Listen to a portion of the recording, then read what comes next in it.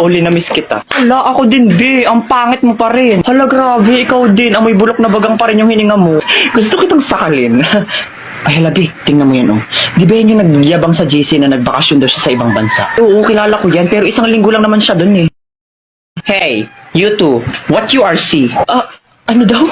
Oh, sorry, I forgot myself. You two don't understanding what to say to me because your English is disappear. Binahilo ako. Kailangan ako makasapak ng bobo. Nga lang akong bahala. Hoy, ang kapal ang mukha nito, pa English ka pa, ay mali-mali rin naman sinasabi mo. Saka isang linggo ka lang naman nagstay sa ibang bansa, pa ganyan-ganyan ka na, ay mukha ka pa rin naman talangka. What? Talengka? Talengka? Ay kung hampasin kaya kita ng talangka para matauhan ka. Well, it's nothing anymore my problem in mathematical equation that I don't understanding to say what you to me. You too dead hungry. Hoy, yung totoo, nag-a-addict ka ba o natukhang ka sa ibang bansa? Huh? Why is me going to be addict?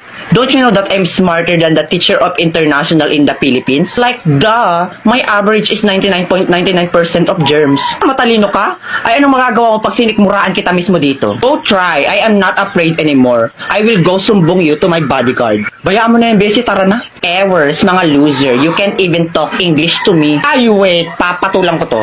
You little bulwak na inidoro, you're making me irritate to the functionality of my brain that can sampal you little bigger booger that the size of your booger is 200% kilometer per hour with bacteria. Now B, it's your turn.